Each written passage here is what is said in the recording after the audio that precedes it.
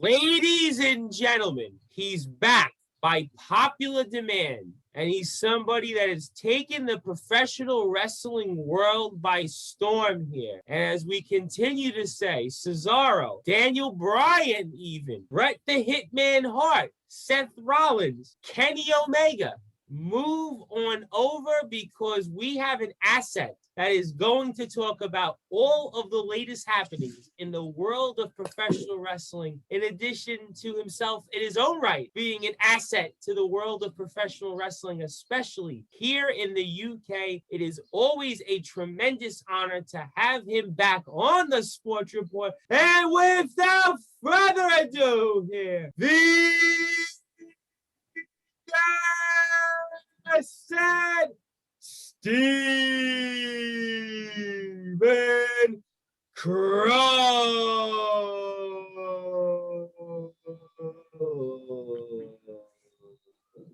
My friend, welcome back.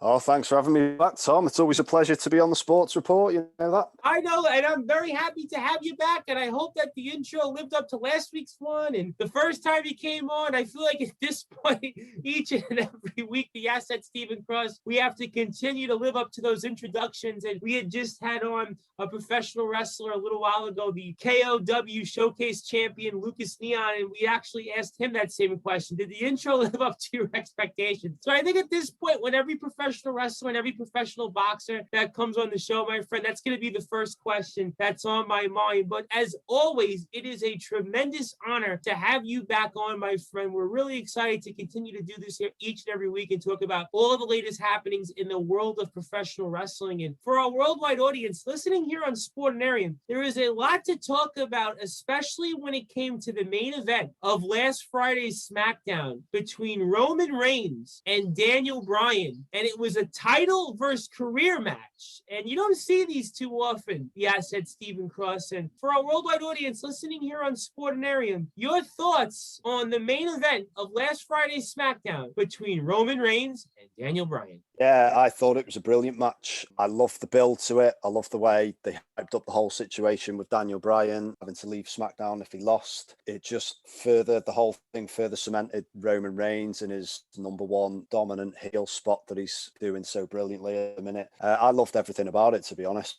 Let me ask you, though, this question when it came to the match, and we'll get into the winner, we'll get into the outcome of that. Going into the match, did you feel like, though, that both wrestlers were even? Because we saw this match obviously before WrestleMania. So going into it, the asset Stephen Cross, did you feel like Daniel Bryan had a fighting chance here? Normally, the way he's been booked in recent months and everything, not necessarily, but with it being Bryan and him being so good and the way they built it all up, and they even harked back to his WrestleMania 30 win, I think they showed a video package of it, then it definitely gave you that feeling that he had a fighting chance of winning the match. So I definitely bought into that myself. And let me ask you this question. When it came to the match itself, what were your expectations? Because Daniel Bryan is arguably the best wrestler in the WWE, and Roman Reigns is a little bit of a different wrestler than Daniel Bryan. I mean, what were your expectations going into this? The only thing, I hoped that it wouldn't be a squash match in Reigns' favour. That was the only nagging thought I had before it. But other than that, I thought if they were allowed the time to have a back and forth match, I knew it would be a great match. I think in many ways they're the perfect four for each other. Because obviously Roman Reigns is the dominant heel champ, as we've just said. And then Daniel Bryan's perfect in the gutsy underdog role. So I thought they were the perfect four for each other for the match. And I thought the match was brilliant. Really physical match as well. And like any good match, it even had you doubting the outcome at certain points and actually thinking, "Whoa, Bryan's going to win this." And the asset Stephen Cross, we know that you love those physical matches because anybody who has seen the asset Stephen Cross in the ring, he is one of the more physical workers you're going to find, and we could have definitely envisioned him in this match, actually. But how did you feel that this program was different than, let's say, the Kevin Owens and Roman Reigns feud? It felt quite final. So one way or another, either you've got a new champion, or on the flip side, as it turned out, then Roman Reigns has effectively got rid of Bryan once and for all, and he can no longer be on SmackDown. So it felt a lot more final than some of the Kevin Owens series of matches that you knew would maybe last for a few months in succession. How did you feel about the ending? Because you just alluded to it for our worldwide audience listening here on Sportinarium. How did you feel about the ending where we saw that finality between Roman Reigns and Daniel Bryan? Yeah, I like the end. I think it serves to further cement Roman Reigns as a dominant heel champion. It didn't do Daniel Bryan any harm either, with obviously he didn't tap out or get pinned or anything like that. So he just passed out in the hold. So I thought it was good for both parties. I suppose, obviously, with knowing from reading on the internet and everything about Daniel Bryan's contract coming up, then I think a lot of us maybe expected Roman Reigns to win. However, I thought it was done brilliantly. Whenever that gets resolved, however that gets resolved, Daniel Bryan still came out of it looking really strong, even in defeat.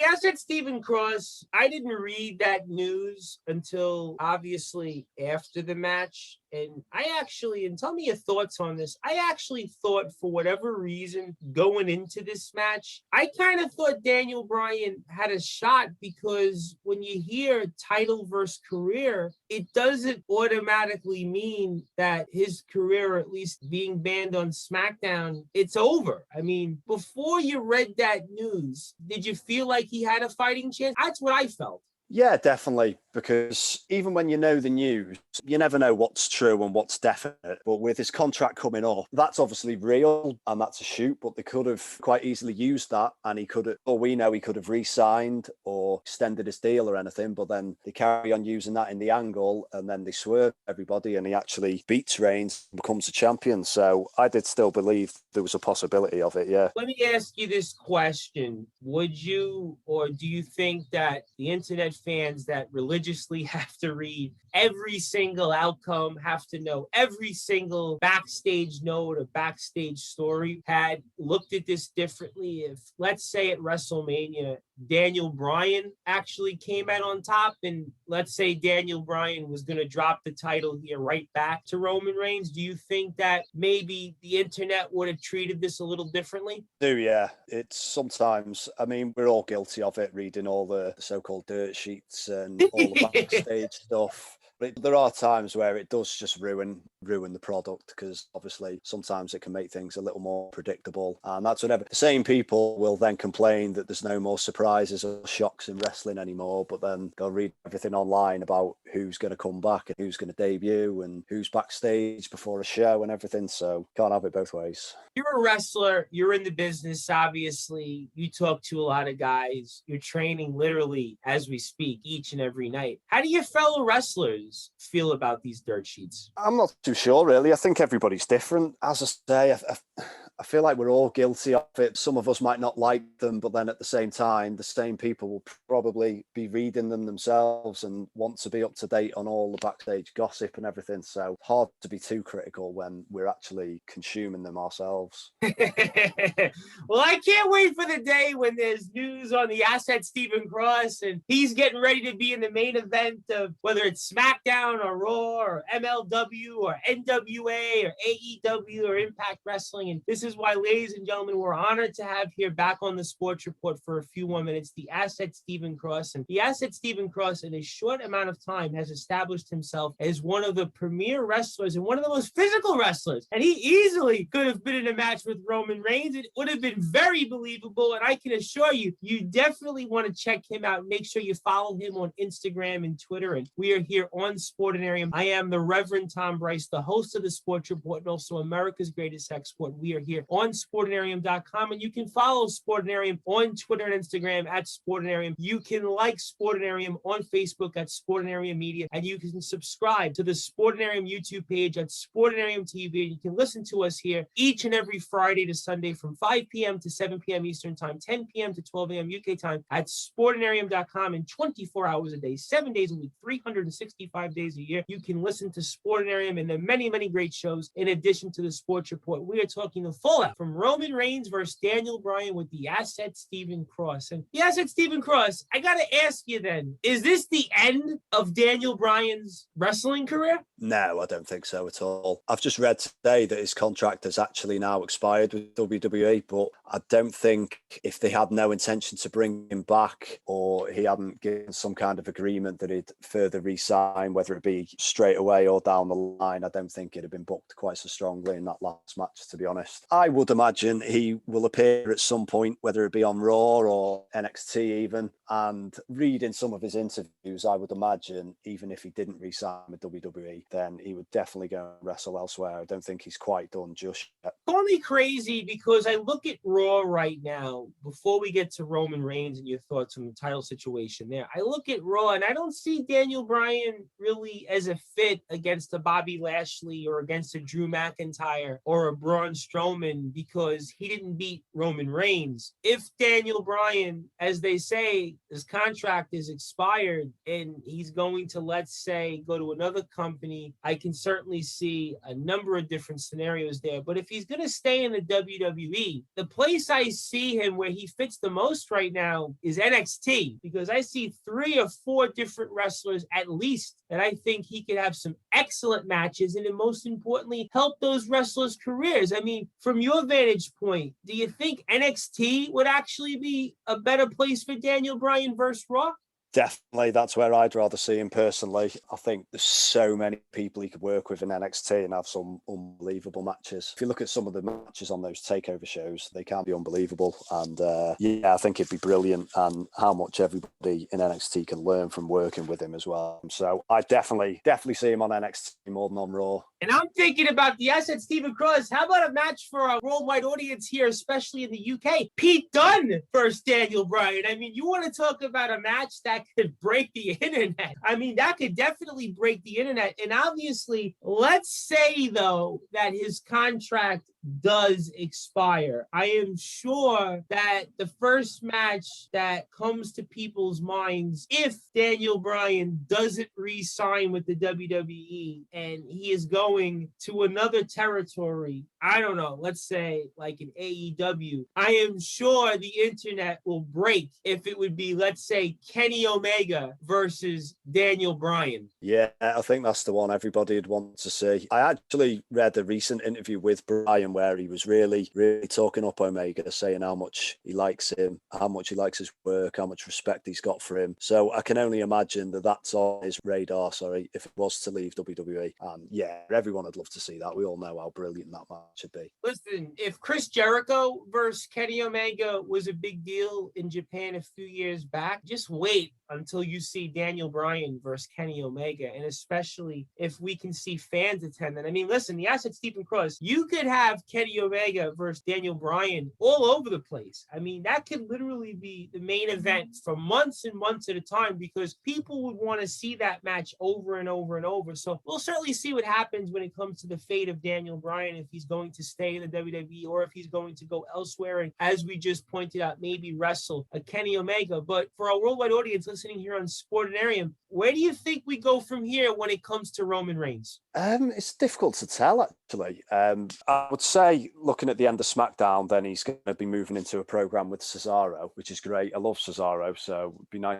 to see him get a main event run. Whether he actually beats Reigns for the title is another thing. I can't actually see anyone beating him for the title in the immediate future, I'll be honest. I look at Raw and I see Lashley, Strowman, and McIntyre, and I can see that going for a while. And even though I think Lashley won't lose the title, I still feel like it's very believable if Braun or Drew would win the title, or at least win the title in the next few months. I can definitely see those feuds going on for a while. We've seen, obviously, the back and forth between Drew and Braun, but I look at SmackDown right now, the asset Stephen Cross, and we pointed it out. Kevin Owens was in a feud with Roman Reigns for months, and Kevin Owens didn't get the upper hand. We saw Edge inserted into this feud with Roman Reigns, and then we saw that it didn't really work out. Edge probably couldn't pull off a match one-on-one. Daniel Bryan was inserted, and we saw that Roman Reigns pinned both of them at the same time. And then we saw what Roman Reigns just did to Daniel Bryan. And I like Cesaro as much as the next guy. He has been a vastly underrated wrestler for a long time. But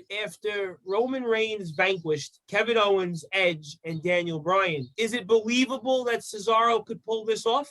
I think it's always believable because he's such a great worker and he's such a great talent. But I'm similar to you. I just don't think I can see him actually beating him for the title. I can't really think who they're going to have in the crosshairs down the line to beat him. Maybe eventually Edge will get a one-on-one shot. I can see that maybe. I think you just hit the nail on the head, the asset Stephen Cross, in that SmackDown has a problem in that you look at Raw and the Raw roster is deep. I look at the SmackDown roster. The only other name on the list that I could see that could possibly beat Roman Reigns lost the Intercontinental title, and that was Big E. But I look at the rest of that SmackDown roster, and the only other person that I could see, and I'm going to throw it out here before I get your closing thoughts, it wouldn't make sense right now, but maybe down the road it would. And that would be a Shield versus Shield match and Seth Rollins versus Roman Reigns. I mean, is that something that maybe you see down the road? Yeah, I can always see that. I think everyone always likes to see those Shield guys go against each other. I think the only problem there is that they're both currently working as heels. So whether they'd want to pitch two heels against each other, I don't know. But it's definitely always a match that I think most people would like to see, Rollins versus Reigns. Listen, I think that down the road, that's probably the biggest box office draw that SmackDown has. And I certainly hope it wouldn't be Jey Uso versus Roman Reigns, because we've certainly seen Jey interjected here a number of these different matches, and especially during SmackDown and WrestleMania 37. So I hope that they're not building toward that. But that's pretty much the biggest draw I could see for SmackDown. And we know that SummerSlam is going to be when we see fans most likely return. So I'm assuming here that Roman's going to keep the title here for the foreseeable future. I'm not quite sure what's going to happen on Raw. I'm sure we'll talk about that on next week's show and the coming weeks with you. But there is a lot to talk about, a lot of excitement here in the world of professional wrestling. And we look forward to covering that with you, my friend, and everybody else here on Sportinarium. So I want to give you the floor. You know the drill. Plug where our listeners can get in touch with you. Anything else you want to say to our worldwide audience listening here on Sportinarium and all the great things that you're doing in the ring, please do. And I can't thank you enough, and the floor is yours. Right, thanks, Tom. Yep, still training hard. I think we're all in the same situation now, just waiting for shows that are confirmed to come back. And most companies are waiting for things to be 100% safe before coming back. So it may be a couple of months yet, but we're all chomping at the bit for that. Social media, you can find me on Twitter at theasset1169 and on Instagram at SparkyS316. So that's SPARKYS 316. And as always, thanks for having me on, Tom. It's been a pleasure. And everybody needs to follow the asset Stephen Cross. And also a huge shout out to the wildfire, Nate Reese, because we alluded to it on last week's show, but we're actually going to break it here that we're going to have him on tomorrow night's show. So ladies and gentlemen, I am sure we're going to hear a lot about the asset Stephen Cross and the natural born fighter, RP Davis and Synergy. So you definitely are going to want to stay tuned to that. And I have a very good feeling the asset Stephen Cross is going to be listening closely to that one as well. So we're looking forward to speaking with him. And my friend, we're looking forward to speaking with you next week. I can't thank you enough, and keep up the great work out there and getting ready for being back in the ring. And we'll talk with you next week. All right, great, Tom. Thank you. It's been a pleasure, mate. As we're here on the Sports Report, the #1 global sports show with the asset Stephen Cross. One of the premier wrestlers around and one of the top wrestlers in the UK. And I am America's greatest export, the host of the Sports Report, the Reverend Tom Bryson. Stay tuned for brand new music from two-time Sports Report guest Olivier Laurent, one of the greatest players in SJC Long Island Golden Eagles men's basketball history and 1,000-point scorer. So it is definitely going to taste, and it's going to definitely sound like butter when Olivier Laurent's brand new music comes on. Here, as we were just with the asset Stephen Cross to talk the fallout from Roman Reigns Rains and Daniel Bryant, and I am the host of the Sports Report, the Reverend Tom Rice. We are here on Sportinarium, and stay tuned for brand new music from Olivier Lorenz.